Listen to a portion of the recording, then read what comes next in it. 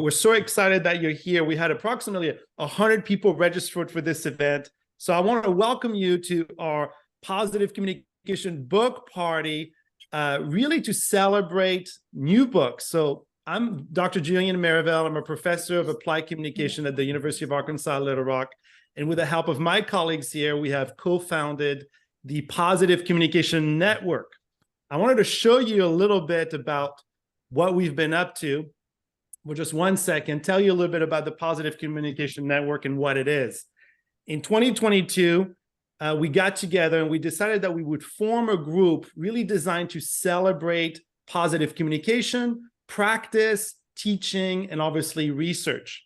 As part of the group, we have Dr. Tom Soha from Old Dominion University, one of the guru of positive communication research. So we're excited he's part of our group. Dr. Kristen Chrisman from University of North Carolina, Greensboro, Phil Glenn from Emerson College, Ryan Fuller from Sacramento State University, Amy Young from the University of Michigan, and Maggie Pitts from the University of Arizona. And you'll see some of us today, but I can promise you that behind the scene, we are all involved. So the mission of the Positive Communication Network is really to build a community of scholars, of practitioners, and of students committed to the study and practice of positive human communication. And it really began in 2022, and we really kind of accelerated our involvement in 2023.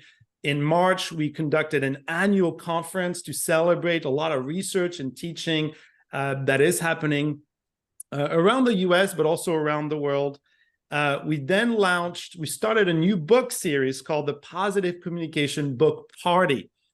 And that party is really designed to take books that to us illustrate the possibilities of positive communication and to offer a bit of a book launch for the author, a bit of a platform so that we can get these ideas and share within the network and for both scholars and also practitioners. So this is our second book party.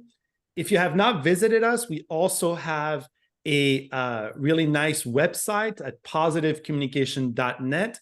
And we really have been adding resources, both from the events, but also videos and articles, as well as a bibliography on positive communication if you go to the research section. So this year, we're here to celebrate in this event, really a brand new book co-authored by Tim and Deanna Selno, titled Before Crisis, The Practice of Effective Risk Communication. We're really lucky to have with us two experts, the Selnos, both Tim and Deanna. They're internationally recognized scholars of risk and crisis communication. They have worked with such agencies as the Centers for Disease Control and Prevention, World Health Organization, the United States Department of Agriculture, the United States Department of Homeland Security, National Oceanic and the Atmospheric Administration, as well as lots of others, to build theory and best practices for effective crisis and crisis planning, response, and recovery. They've published widely in the field. They're really well known in the field of communication. And so they've contributed to both theory, but also with the goal of improving practice, which is really what we want to do in the Positive Communication Network, is accentuate how theory can make a real big practical difference. We were just talking before we got online, and I feel connected to Tim and Deanna in many ways. One of them is that my very good colleague of almost 18 years now, Kristen McIntyre, was a student of Deanna. And so we feel like we live a little bit with her influence with us every day. And when I was first an assistant professor, Tim worked with Rob Omer, who was chair of the department at the University of Arkansas, Little Rock. And once in a while, Tim would fly in and teach crisis communication. And I know that he always had a huge impact on students. And so it's really wonderful to see both of them here. I'm going to hand the floor to them. Tell us more about crisis communication and risk communication so we can make a difference in our lives and the lives of our communities. Well, thank you so much for this opportunity. When Deanna and I wrote this book, we were addressing an objective that we've had for a long time, and that was to make sure that the information that we were discovering in our research was very useful to people who are practitioners who are trying to make a positive difference. It doesn't mean that practitioners are never professors, but we just wanted to make sure that we had done that crossover effort, and we believe we've done it in this book. So what we're going to do today in just a few minutes is we're going to kind of hit the highlights a little bit about the story of the book, where it came from, and a little bit about just the overview of the idea model, which really is the piece of work that we've been doing, really gearing toward making theory relevant and useful to practitioners, and then a couple of stories about some applications we've done with it. Okay. So we'll start out with the story of the book.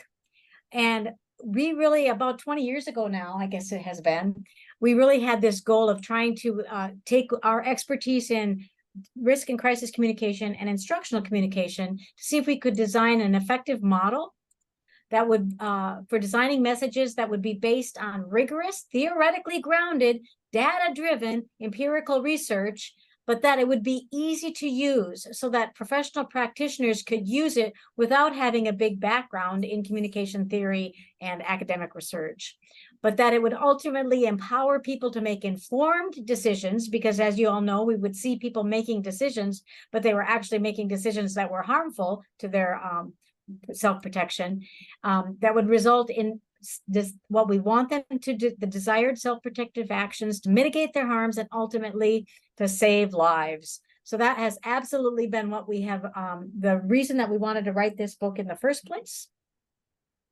It's really the only reason that we do research anymore, is if we can, to be helpful and ultimately to improve and really save lives. It's a 2-decade journey. Deanna already said that. We've been really been blessed with opportunities to travel a lot. And on the next slide, we'll show these are just some of the different countries that have invited us to come here. I'm sorry, I'm having trouble with my computer. Trouble, yeah.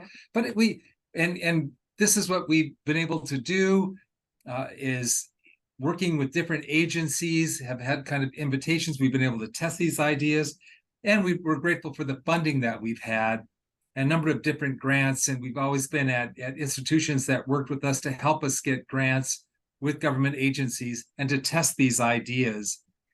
In all of this research, the focus on instruction and meeting the goals that Deanna talked about, in our next slide, we'll show you the philosophical foundation that to which Deanna holds me to in everything that we do, and that is work of scholars like Paulo Freire and John Dewey, who are people that talk about instruction outside the classroom. We talk about getting information to people to help them, not simply viewing them as having a knowledge deficit that we fill. Paulo Freire reminds us to have them participate in that conversation. And John Dewey was very careful to say, you're never going to have one general public, you're going to have many publics. And those who try to explain public sentiment as being two-sided, we're a divided country. Well, Dewey would say, that's fine, but we're not divided. We are multifaceted, many publics, and we will build sort of a majority decision or majority opinion in different ways at different times on different topics. So we're not locked into any kind of false assumption about instruction or people. Right. And another reason that we have turned to instructional communication is what we were realizing is that the outcome measures that we're trying to achieve in risk and crisis communication are actually outcome measures that are always done in instructional communication.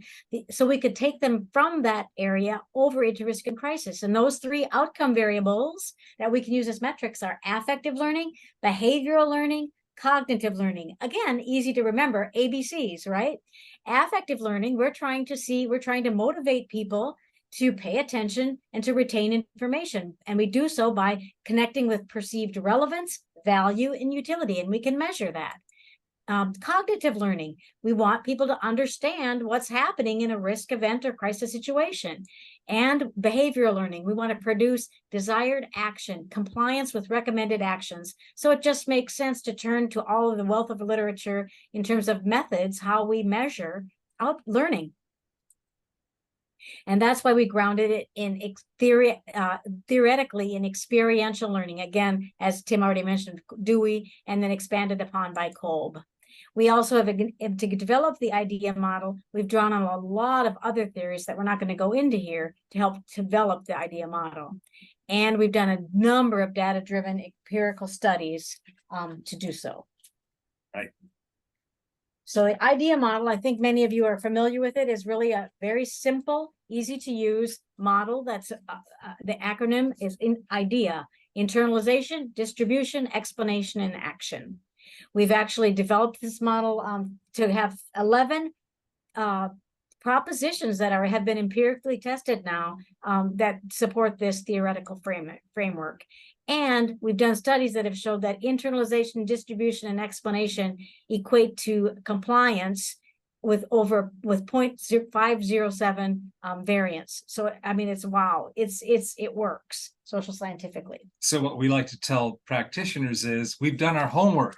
That's what we're saying. Yeah, it does work. We have tested it. It is theory driven, but for you, we can make it as simple as the ABCs: affective, behavioral, and cognitive learning. Yep. And so what we like to do to make it very simple, there goes my cursor again, see, it disappears. I can't forward the slide. Oh, I have such bad computer at work. Okay. IDEA model, with each of we ask one question that needs to be answered for each of the elements of IDEA model. For internalization, we need to answer the question, who is directly and indirectly impacted and to what degree? For distribution, which channel or channels, multiple channels, will best reach target populations? 3, for explanation, what is happening and why is it happening and what is being done about it and when will updates occur? Explanation is important, but it's only one of the 4 key components. And then action, be specific about what to do or sometimes not to do for safety and well-being of myself and those that I care about.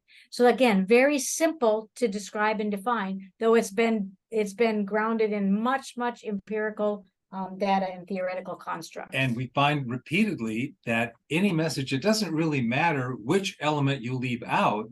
If you leave one of those 4 elements out of a risk communication message, the success of that message is very limited and relatively low. And I think also it's important to point out that repeatedly when we do research, we find that the one element that's overemphasized is explanation. And the area that's underemphasized, which is most unfortunate, is action. Yeah. But it really takes all. We've done a lot of things where they've done explanation and action, but without internalization, it's just as bad because people will either comply for a little while and then drop it, or they will comply only if somebody's looking. Oh, and leaving out distribution, my absolute favorite, developing a perfect risk message and then distributing it through channels to which your intended audience doesn't have access. Yes. So what we'd like to do next is, and we know we're trying to keep this short and brief so we can have some time for questions and discussion and dialogue, but we'll give you a story for each of something that we've done that's informed our work, a story of some places and what we've done for each of them, I, D, E, and A, before we break it open for discussion. The first one is internalization, and this is a fascinating project that Deanna and I have been a part of in Uganda, in the Bududa district, high on the mountainside on the border of Kenya, helping people understand warnings and how to respond to mudslides. Internalization was unnecessary for those that were facing the mudslides because they already knew they were surrounded by mudslides around them. The risk was commonplace and often manifesting in the form of crisis. The internalization, surprisingly enough, for us came once we went to the mountaintop with our guides, with our scholars from Uganda. We realized internalization, understanding the problem and the nature of it, was more important for the government leaders down on the flat ground than it was for those on the mountain. In other words, the solutions provided were inappropriate for those that were actually experiencing the danger, and the understanding needed to begin again anew with the people on the flat ground, government agencies with the resources. And that's very interesting because in much of our earlier work, we tended to talk about telling people trying to get people to realize the personal relevance and the impact. And as Tim said, they already knew that. But what we realized is we had to start by listening and engaging in dialogue. And so probably a key finding that we found with that research was we have to show them that we care before we can even begin to share what we know. They needed to be heard and valued there first. Which is why we started with references to Paulo Freire and John Dewey. Yes. So in terms of distribution, you can go ahead and talk about this one too. Well, we're also looking at distribution during COVID-19, some of the different problems. You're all aware of the malinformation, the disinformation, the lack of information, that the inconsistent information, all of which was distributed so much, so fast that during COVID-19, there were problems managing that process. So we did a project with the World Health Organization. We had a chance, we were just in Geneva 2 weeks ago, talking with them about where we stand with communicating with publics in those kinds of situations. Interestingly, some of the most success was with practitioners, and that the World Health Organization was able to rapidly distribute information to individuals who were being moved from one area of health communication or practicing medicine and being needed in emergency treatment for COVID patients. The fascinating truth is that through many different forms of media for many different channels, the World Health Organization was largely successful in retraining medical professionals to meet the goal. Something that just that we hadn't expected, but goes to show how distribution can be adapted and refined quickly in the case of a crisis. And just to highlight, in the book, we really talk a lot about in distribution. Some of our takeaways from multiple projects is that we need to use multiple sources. Early in our research, we thought we'd find the right channels and sources for target populations, but really with the misinformation, disinformation, and malinformation conundrum we find ourselves in, we need to work with communities of practice and build large communities of practice so that we're making sure that we're managing the competing narratives of misinformation and disinformation by sending it across multiple channels and via multiple sources. It's absolutely critical. For explanation, we like to talk a little bit about the process of accuracy, transparency, and intelligible translation.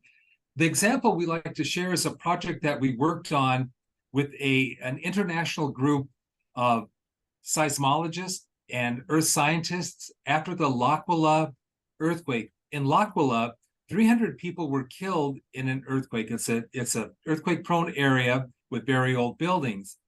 However, this incident occurred after some seismologists were brought into the area to give advice to residents who were nervous and worried. When those seismologists failed to predict the earthquake, they were arrested and accused of misleading and providing disinformation for the residents. And this was the first time that this had happened, scientists being arrested and prosecuted in this way. Now, they were eventually acquitted, but the meeting that Deanna and I took part in was to help understand what was going on in the explanation process that allowed residents and government officials to believe that we can predict earthquakes rather than forecast what might be a greater likelihood of an earthquake happening. So explanation in terms of intelligible translation is very important. What the case came down to was a public relations trained person who listened to the recommendations from the scientists and sat in front of a public audience and said, so there's no risk, go home and have a glass of wine. It's not what the scientists said. It wasn't an intelligible translation. Oh, I guess it was intelligible, all right, but it certainly wasn't accurate. And that then was the beginning of several years of turmoil in the lives of seven scientists and in the profession of earth science and seismology as a whole. Yeah, it changed the way they do things. And so accuracy is, of course, important, but being able to intelligibly translate that to non-expert publics is critical for effective explanation. And then transparency is the piece about tell them what you know, but tell them what you don't know, and tell them what you're doing to find out, and when you're going to come back and tell them more. Those are critical to success. Mm-hmm. Mm-hmm. Go ahead. And with biosecurity, we had a 5-year-long project with the United States Department of Agriculture where we talked about developing clear actions for biosecurity. One of the things that we found is that workers understood some of the actions that they were asked to engage in, but they didn't understand the consequences of lack of action, to the point where we followed one massive epidemic in the United States, porcine epidemic diarrhea virus, and how when 100,000 pigs were dying a week, in the United States, it was a huge economic impact, devastating for the industry. We found that people were making mistakes in their actions and simply didn't understand. Perhaps the actions were even assumed, and they weren't reminded, they weren't clarified, they weren't given the kind of explanation for what they needed to do. So it all comes together into this sort of efficacious action. And do you want to talk a little bit about efficacy? I do, because it's important to be specific. And sometimes people would say to us, we are telling them what to do. And they're saying, practice biosecurity. But that's not specific. We don't know what to do. Yeah. And so being specific and concise and concrete, and that little picture up in the upper right-hand corner of your screen, that's an example of being really concise and concrete. Stop. We already know what the stop sign means. Don't proceed without permission. So very clear. But the fourth piece really came to fruition when we realized that sometimes we're giving recommendations and some of the publics that we're talking to can't perform those. They have constraints in their norms, values, and living conditions that make it so that they can't perform those actions. And an example from the agricultural biosecurity scene was when the employees of the meat packing plants got COVID. All of this wonderful work that we had done didn't think about the fact that those employees couldn't be 6 feet apart, couldn't stay home from their jobs, didn't have masks available for them to use in the plants. And so efficacy wasn't possible for them. And we have to think about efficacy for the various target populations when we are making our recommendations for action. And so really, if we're going to give you a summary of what we've learned over these 20 years with IDEA model, effective risk and crisis communication, internalization plus explanation plus distribution does equal action. We can get compliance. We can account for 50% of the variance. In terms of internalization, you've got to show them that you care before you share what you know. You need trust building, storytelling, listening with empathy, and engaged dialogue.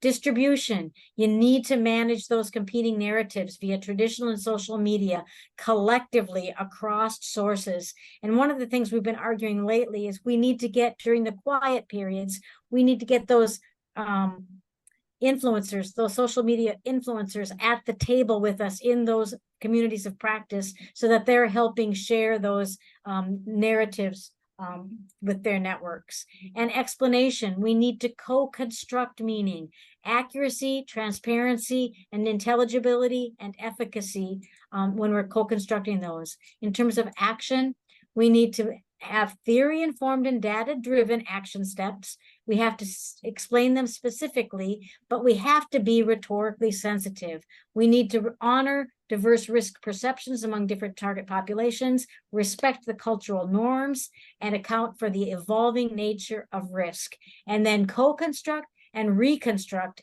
those action steps in a ways that can be honoring self-efficacy and collective efficacy across diverse populations.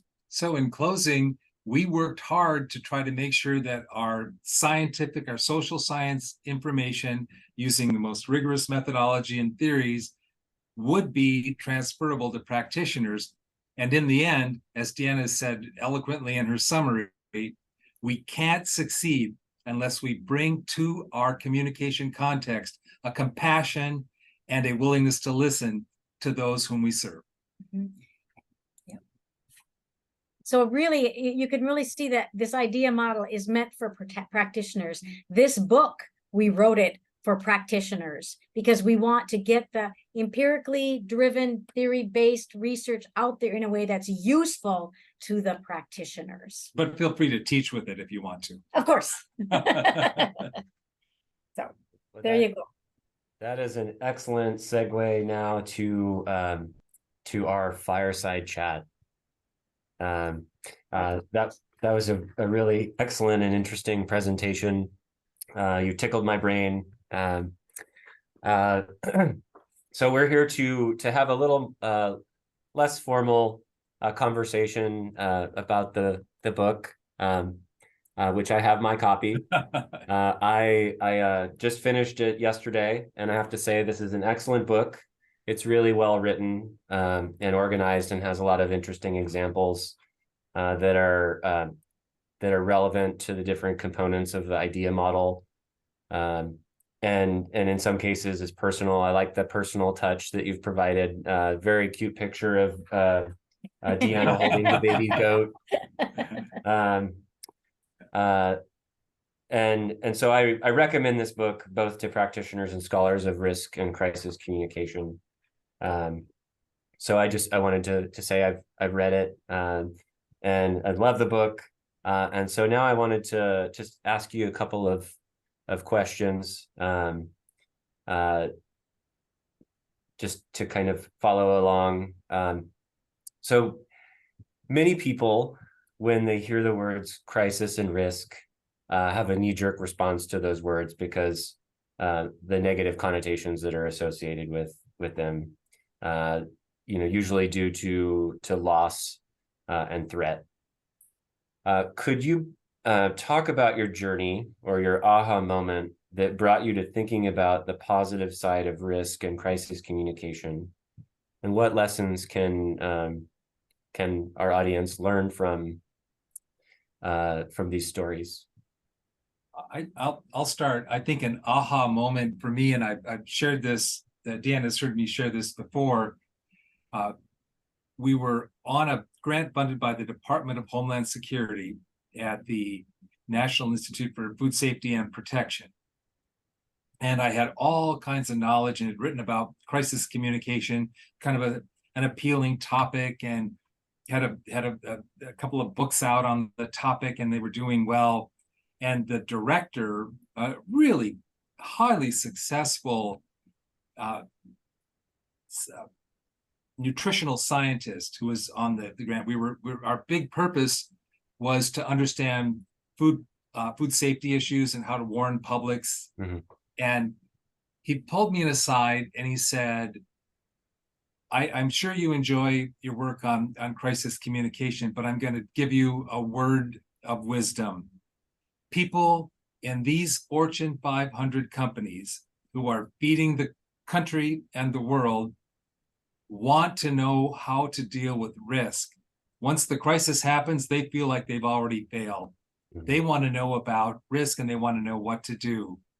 And that stunned me. And I thought, well, we've got to stop focusing just on the problem and how companies get themselves in trouble and how communication can rescue them or not. We have to think about the whole process. We've got to think about what communication can do to prevent these events, and what communication can do to catch them early, and what communication can do, heaven forbid that we have a crisis, to keep as many people as safe as possible. So that was a transitional moment for me.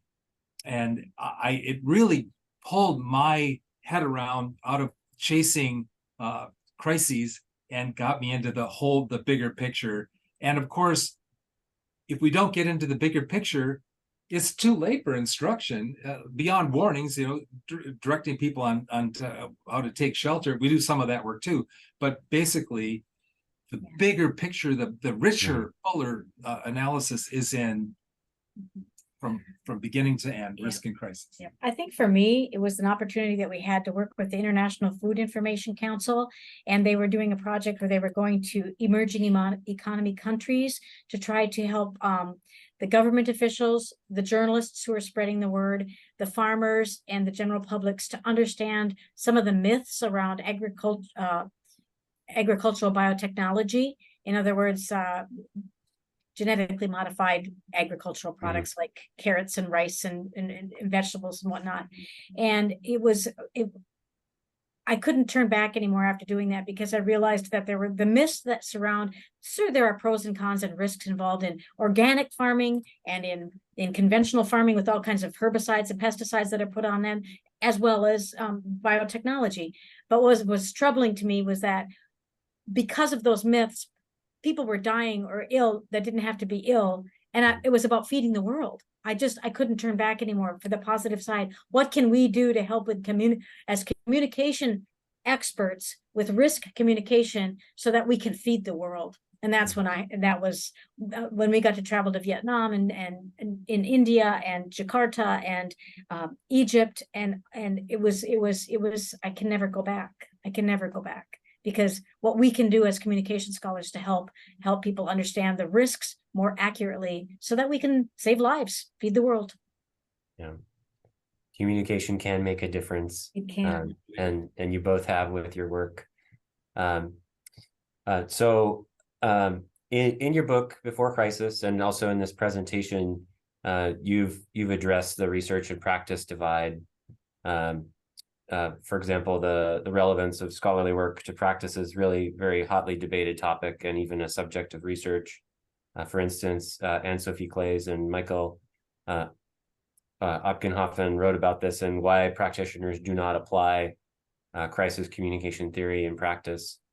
Could you share a personal story from your experience that illustrates the successful collaboration between you as academics as well as practicing crisis and risk communicators?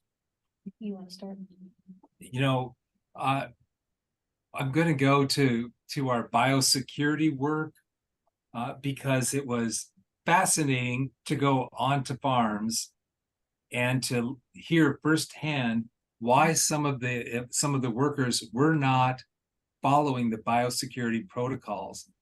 And it was very interesting because it wasn't just about more information, explain it better. In some ways, they were put under such pressure to get so much work done in a day that they were taking shortcuts to keep up with the expectations. And we had to hear that from them and share that so that there wasn't a misunderstanding among those who were trying to change behavior, to think that it's not just that they don't understand. These are good people. These are well-intentioned people. These are people whose hearts were broken by seeing all their animals that they took care of die, but they were put in a difficult situation, and practitioners had to bring that information to the directors, to those farm managers, and make that clear. So I think that's getting at part of your answer. Yeah. I could give an example too of right now we've been working with migrant worker population in Central Florida, and there's a woman who has founded a nonprofit organization. Her name is Iseret Jeffers, and the organization is Collectivo Arbol. She knows that there's a real health risk problem for the female migrant workers in Central Florida, partly because they're undocumented citizens. And so we've been able to work with her to help get that story out and to help work with those people in a safe environment to help do research with Iseret, and actually one of our PhD students who's has a sympathetic heart toward this. She's from Venezuela. And so to help work with people whose voices aren't being heard through connecting with this person from this nonprofit organization, we can do the research, but we can't get access to the community. And together with her, we're able to make meaningful work happen to help make health communication and health risk practices better for the female migrant workers in Central Florida. And I just want to add one thing. I don't think that we'd have been as effective in working with this group or the biosecurity group. If in this case we hadn't gone into the field with the workers and spent time interacting with them shoulder to shoulder, harvesting some of the work. Mhm. Same with that, the biosecurity, going onto the farm, into the facilities, going and working side by side with some of these some of the farm workers to understand, to hear, to earn their trust, so they would tell us Right. the truth. Right, right. And so that's definitely applied and in practice. And frankly, the Uganda example too. The first time we came, we were working with the government to try to go to the local farmers and their families to talk about getting them off the mountain where they could be safer. But it wasn't until we trudged for 6 hours drive in a Jeep on really bumpy roads, and then another 2 hours to get to the mountain, and then another 2 hours to climb and hike up into the mountains to get to those communities, that the people in those communities believed that we really did care, because we got there and we heard from them and heard their stories. We didn't ask them to bring their stories to us down in Tempe. Yeah. Yeah. So you've worked to build credibility with the practice-based community in lots of different ways, and that sort of work takes a lot of time. And I think, you know, in academia, you know, there are lots of time pressures, and I think it's, you know, can be challenging. And yet you are both successful examples of being able to do that, because you're very prolific in terms of your writing. So in order to keep us on time, I want to ask one last question. So since this is a book party, I would be remiss if I didn't ask this question. So I'd like to conclude this portion by asking, what books are you reading at the moment? And how are they informing your thinking about crisis and risk communication? I have been a fan, and I've never met, I'm not promoting her work, but I've never met Michelle Wucker, but she's the author of The Gray Rhino, which is a book that I teach excerpts from. That's an answer to the Black Swan. Yeah. Well, you know, everybody knows that there's a black swan there. There's that one-off incident that could cause a major problem. But there are gray rhinos that it's like an elephant in the room. We miss them. That we should catch them. But she wrote another follow-up, and I read that too. And that's You Are What You Risk. And there she really gets into the mindsets that people who run organizations have, people who work in organizations have, the differences in our mindset and how we can look at the same risk so very, very, very differently. So that's what I'd recommend. I think that Sherry Turkle has done a lot of really interesting work. She's out of MIT, and she's really, I've been reading a lot of her work that's been informing our work in terms of, especially Alone Together, for example, is one where we've become so technology driven that we're losing our ability to interact, to connect, and really listen with compassion to one another. And that's why this internalization stuff is really kind of blowing up, because if we don't strategically get in front of being better at listening and caring about one another, we're losing a really important piece of humanity. I think it's informing our work in terms of the risk and crisis that we're experiencing with political polarization, with how we are willing to talk about and deal with things, really big issues like the gun issue in the United States or climate change around the world. And some of these really critical issues are being lost because we can't listen effectively to one another. And some of the work by Sherry Turkle is really capturing that essence of that. Alone Together, if you want to read one. I've read several, but yeah. Thank you for the book recommendations. It's been a pleasure to talk to you during this fireside chat, and I'm going to hand over the talking stick to my colleague Amy Young, who will facilitate the Q&A. So I actually would like to pick up on that comment you just had about listening. So, you know, typically with crisis communication, you don't hear a whole lot about the listening, but that's so important. And I'm wondering, do you have a particular approach to listening? What's really important for us to keep in mind so that we get that better connection and understanding of what our community needs? Going to where the people are rather than expecting the people to come to you is probably the most critical thing. And then open-ended questions that you're not seeking an answer, right? Just tell me your story. Just tell me, I think that we're so often wanting to impose our predetermined questions that we want answered because of the research that we already have done, and we already know that this is what we expect and we want to get there. We have to take a step back, and we just have to go to where the people are, embrace the people and the culture and what they're doing, and then ask them to tell their story. Yeah. I think that's. And I would just add to that more and more, and even in this book, we talk more and more about dialogue and using the dialogic approach as an effective means of listening. And if I could just emphasize one piece of that to answer your question, it is Michael Kent and Maureen Taylor distilled 4 or 5 different requirements for good dialogue, and in this kind of a setting. And I would say relationship, viewing the conversation not as solving the problem of the moment, but as with the expectation this is a lasting relationship, and I have a commitment to this over time. Yeah. And going off of that, we got one question that I think is really interesting that connects with this. So this is a university administrator and having to see a lot of difficult conversations on campus about the Israeli-Palestine conflict. Yes. And do you have any advice on how to handle that? This is such a difficult situation and difficult times, and a clear example of why we should breathe and think before we speak and respond and decide who's at fault and what, and even to the point where some of the news reporting has been wrong, and it is chained out in traditional news, not just on new media, but on traditional media as well. And so what we're trying to do here in our piece of the world is promote listening sessions.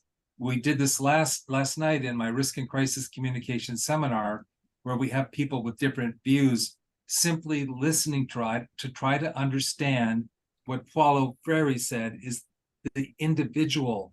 What Dewey said, the expectation that we'll have different views, but how can we come together? What is the means for building something together? Not buying into any expectation that any situation is so clear that it's got 2 sides. Yeah. That's what I was going to say, is that it's about common ground and building the common humanity.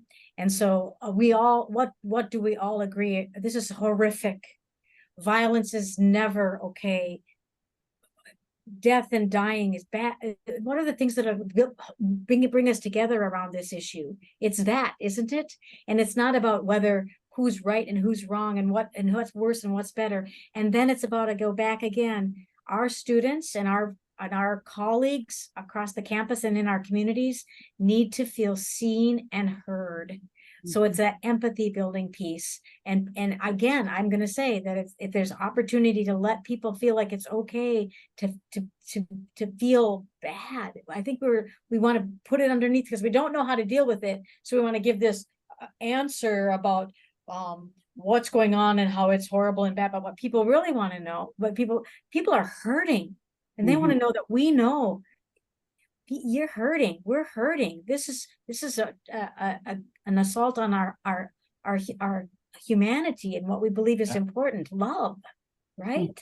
And how would you approach, I mean, with this particular topic, speaking to young children? Would you, obviously you have to tailor it and with a different message. Is there anything in particular, any advice you would give on how to handle that? With children? Yeah, with young children.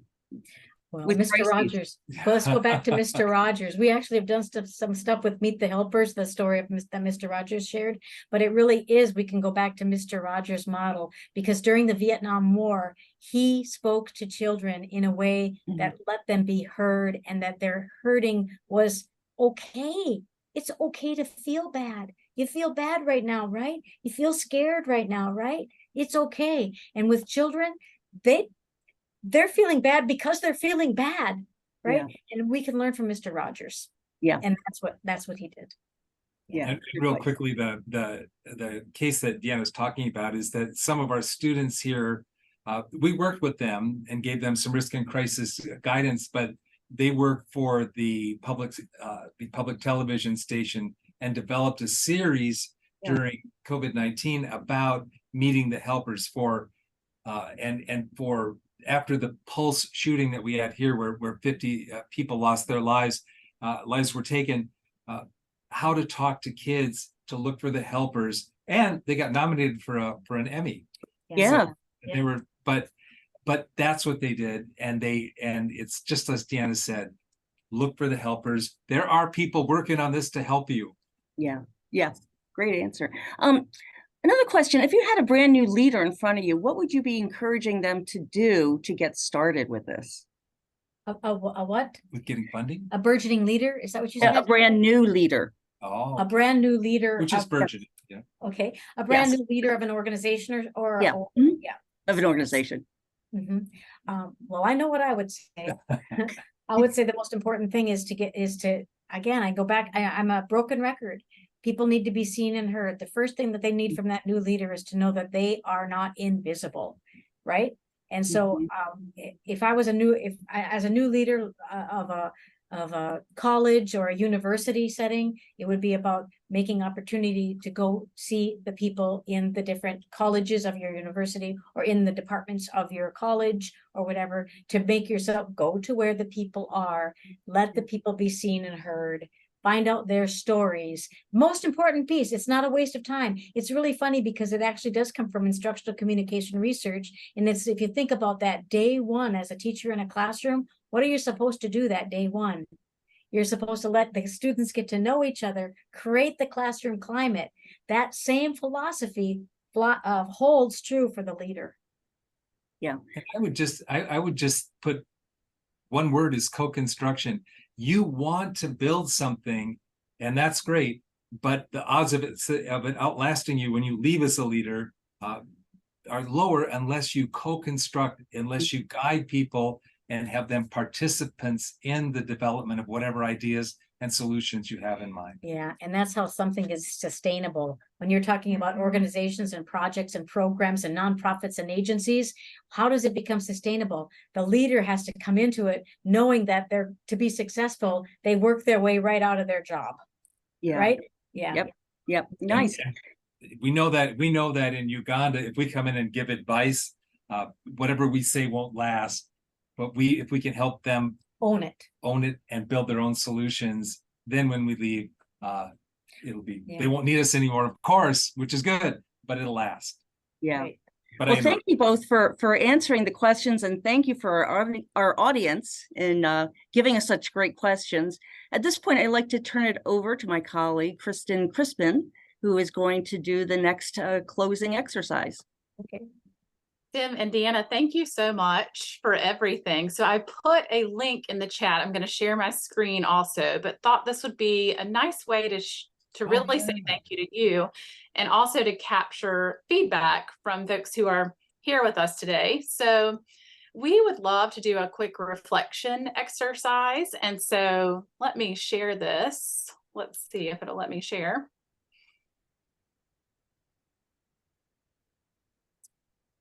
All right. I'm going to get her screen here. Yeah. Yeah, there you go. All right. So let's kind of, whoops. All right. So you should be able to see either in the chat, or you can use the SQR code here. So if you will either take out your phone and take a picture of the SQR code, it will take you to a link. And what we are asking is we're going to develop a word cloud together. So really asking you to reflect on what you're taking away from today. And you can really do that in either 2 words. So either take a look at I'll give you a minute to do that. Let me open that back up. So you can either use the link in the chat or the SQR code. And if you're having problems, let me know, but just take a second. And it asks you to include 1 to 2 words that really reflect what you've gotten from today, what you've learned sort of as a takeaway. And I think this should serve as a thank you to Tim and Deanna for the learning that we've all had in this moment. And I'll give everybody just a second to populate that, and then we will look at it together. Kristen, I thought this was such a good idea when we had the idea for a word cloud, but now I can't do it in one or two words. No, I can do the thing. I just can't do it in 2 words.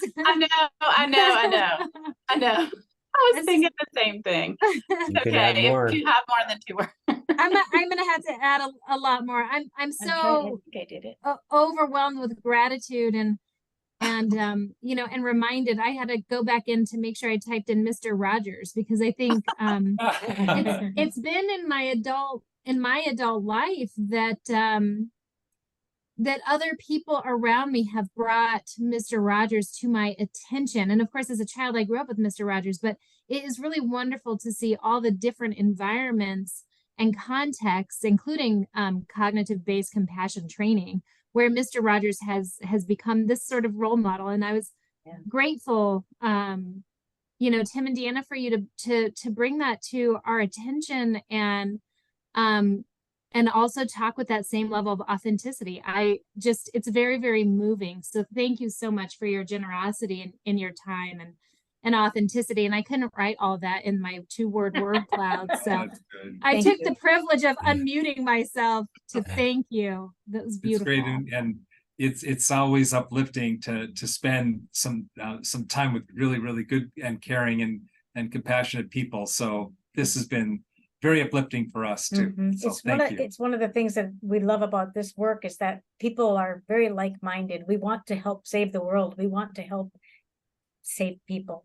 You know, we have a common mission. Read the book, buy the book, everybody. We'll make sure to send you, Tim and Deanna, I'll make sure to send you the word cloud so you can keep that as well. And we just want to remind everybody about future events coming up. So we have book party number 3, February 9th, 2024. And then following that, our annual Positive Communication Conference, March 15th.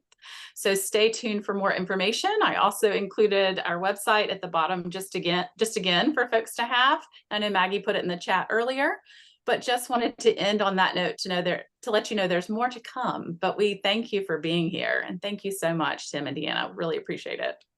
Thanks for having us. Yep. Thank you. Okay. Thank you so much, Tim and Deanna. We look forward to connecting with you. Yes. Thank you. See you soon. Thank you. In November. So.